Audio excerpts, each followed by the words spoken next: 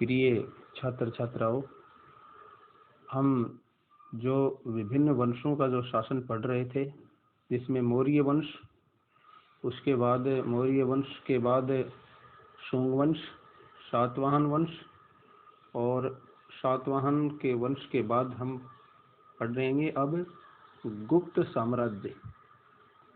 गुप्त साम्राज्य के बारे में पढ़ेंगे। गुप्त काल को भारत का स्वर्ण काल कहा जाता है। उत्तर भारत में कुषाण सत्ता 230 ईसा के लगभग समाप्त हो गई। तब मध्य भारत का एक बहुत बड़ा भूभाग शकमरुंडों के शासन में आ गया, जो कि 250 ईस्वी तक शासन करते रहे। उसके बाद 275 ईस्वी में गुप्त वंश अस्तित्व में आया। इस वंश का संस्थापक श्रीगुप्त था। तो गुप्त वंश का जो संस्थापक था वो श्रीगुप्त था। समुद्रगुप्त ने स्वयं को प्रयाग प्रशस्ति में श्रीगुप्त का प्रपौत्र कहा है। श्रीगुप्त के बाद घटोत्कच गुप्त शासक हुआ। इसकी उपाधि महाराज थी।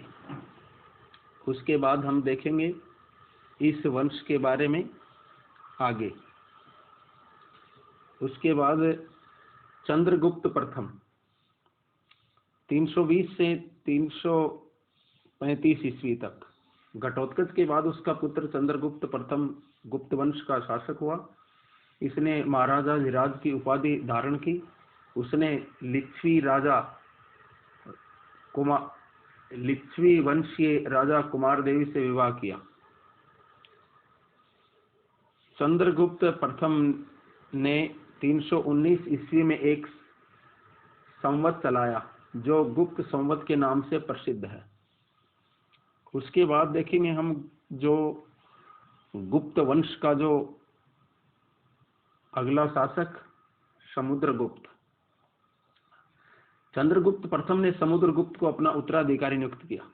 उसका आदर्श दिग्विजय और एकीकरण था। दिग्विजय का अर्थ है बच्चों दिशाओं में विजय, सभी दिशाओं को जीतना और एकीकरण था। वह साम्राज्यवाद में विश्वास रखता था। साम्राज्यवाद का अर्थ हुआ अपने साम्राज्य का लगातार विस्तार करना, साम्राज्यवाद कहलाता है। उसके दरबारी कवि हरिसेन थे, जिसने प्रयाग प्रशस्ति लिखी, जो इलाहाबाद प्रशस्ति अभिलेख में वर्णन है। यह अभिलेख उसी स्तंभ पर उत्कीर्ण है जिस पर अशोक का अभिलेख उत्कीर्ण है।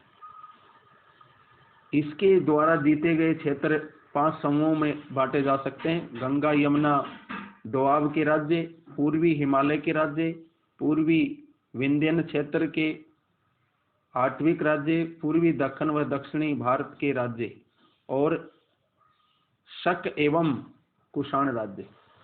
इलाहाबाद प्रशस्ति के अनुसार वह कभी भी युद्ध में नहीं हारा था। समुद्रगुप्त कभी नहीं हारा। समुद्रगुप्त के पास एक शक्तिशाली नौसेना भी थी। नेवी होती ना, नौसेना, जल सेना, जिससे वह विदेशों से संबंध सुदृढ़ कर सका। समुद्रगुप्त ने अश्वमेघ यज्ञ भी किया। उसने सिक्कों पर अश्वमेघ पराक्रमः लिखा मिलता है। इससे यह प्रमाणित होता है कि उसने अश्वमेघ यज्ञ किया। ललित कलाओं में भी वह निपुण था। वह संगीत का प्रेमी था, इसलिए उसे कविराज भी कहा जाता था, क्योंकि वह संगीत में बहुत निपुण था। एक सिक्के पर उसे वीणा बजाते हुए दर्शाया गया है। वह विष्णु का भक्त था, परंतु दूसरे धर्मों को भी वह समान रूप से आदर करता था, स्नेह करता था। उससे आगे चंद्रगुप्त द्वितीय। चंद्रगुप्त द्वितीय समुद्रगुप्त का पुत्र था। उसका नाम देवराज और देवगुप्त भी मिलता है। उसने अपने साम्राज्य को विवाह संबंधों और विजयों द्वारा बढ़ाया। उसने अपनी पुत्री प्रभावती का विवाह वाकाटक राजा रुद्रसेन से किया, जिसकी मृत्यु के पश्चात प्रभावती अपने छोटे पुत्र को गद्दी पर बिठाकर राज्य की सर्वेसर्वा बन गई। चंद्रगुप्त द्वितीय से पराजित मालवा व गुजरात को भी जीता। उज्जैन को उसने अपनी द्वितीय राजधानी बनाया। शक विजय के पश्चात उसने विक्रमादित्य की उपाधि धारण की। बाकी अगली क्लास में। जय हिंद।